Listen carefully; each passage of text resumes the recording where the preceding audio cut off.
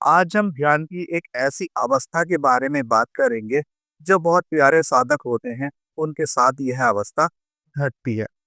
इस अवस्था में अक्सर होता क्या है कि साधक को बहुत गहरी नींद आ जाती है। उसके भीतर ऐसी प्रतीति होती है कि जैसे उसे गहरी नींद आ रही हो।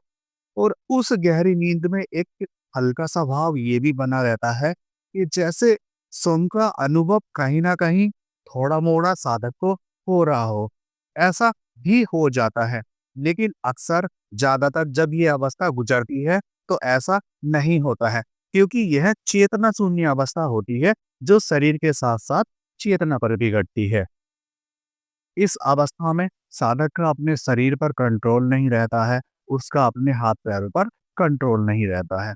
साधक चाहता है, उस समय कोशिश करता है कि मैं जाग जाऊं, लेकिन ये जो अवस्था है, ये ध्यान जब आप करते हैं तो उसके बाद जब आपको कुछ समय बीत जाता है, साल 6 महीने का समय जब आपको बीत जाता है, तब आपके साथ यह चेतना शून्य अवस्था घटती है।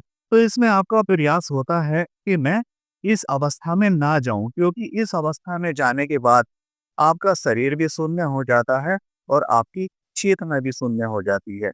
आपको ऐसा लगता है कि जैसे आप सो रहे हैं।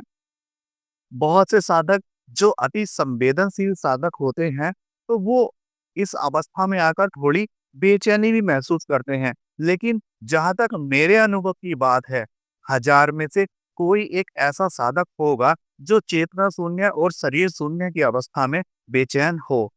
वरना तो बेहोशी जैसी अवस्था लगभग बनी ही होती है।